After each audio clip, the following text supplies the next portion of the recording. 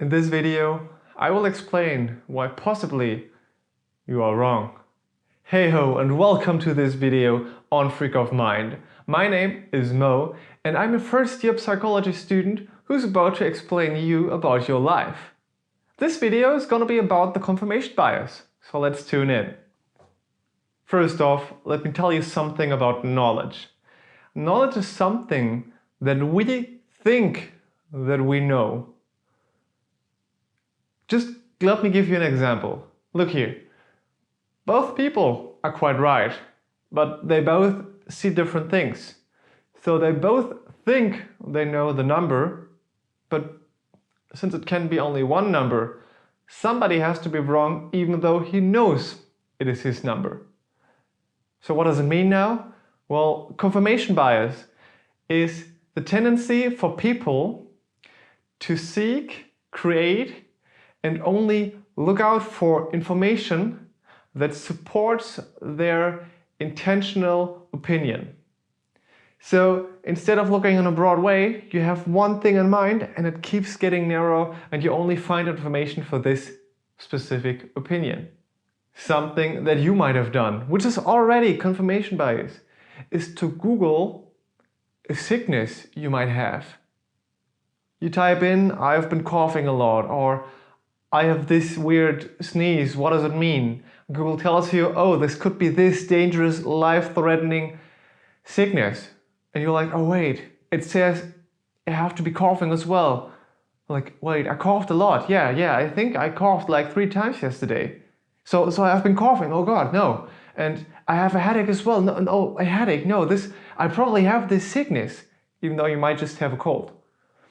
But you think, because you just look out for the information there is, and you already create information you know, because 3 times coughing, probably just had something down your throat, maybe you just swallowed something, or I don't know, maybe you just coughed out of no reason. 3 times a day is not something to be harmful, but you think it is. You create this knowledge.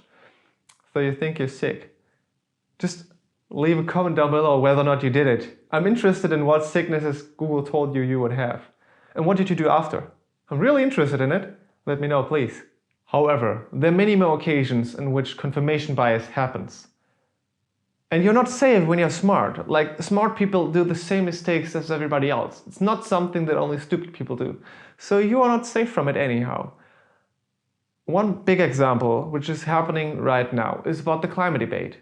Many people believe that climate change isn't real because somebody told them, somebody had some kind of twisted proof that climate change does not happen. So they're just looking out for information on which climate debate is not happening. One example is, look, the weather today, it's sunny, but we only have 20 degrees in August. Where's the climate change? They look out for information that just confirms their previous position. And most of the time, I can't even give them more information about climate change because there's something happening called belief prevalence. Belief prevalence is something that happens when people refuse to change their mind even after being confronted that their opinion is wrong. There are many studies have proven this as well. So it really happens, and you notice when you talk to people trying to convince them and you have proof that you are right. You have many proven facts that you are right, but the other person will not change their opinions simply because of belief prevalence. Okay, maybe I'm gonna give you one last example.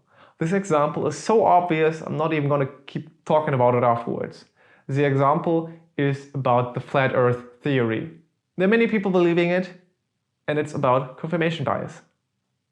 Just Google it and you will find out. Now the question is, how do you not fall for confirmation bias? And it's really not simple, but it's on you. You have to make a certain decision. You have to make many decisions that you don't fall for confirmation bias. And one thing is to question your own mind. What do you believe and how proven is it actually that you believe this thing? Can you change your mind? You have to be open-minded, and I know it's hard, and I know it's even harder to keep questioning yourself. Maybe you can have a friend who once in a while just questions your opinion. Maybe he's just there so you get a little thought about it, like, what happens if I'm wrong? What are other opinions? and then you can find information about it. Maybe you even Google just a different opinion than yours, just to find causes they might be right. I don't mean to change your opinion. I just mean for you to seek out information that does not simply support you, but simply is about this conversation, this topic, and maybe gives you somewhat of a different viewpoint. Maybe afterwards you're even stronger believing you're right, but most likely you are right afterwards. I know it's hard, but stay open-minded.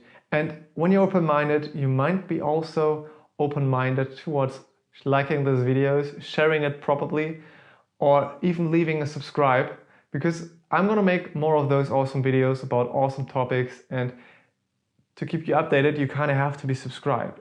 So please do that, and we'll see you next time.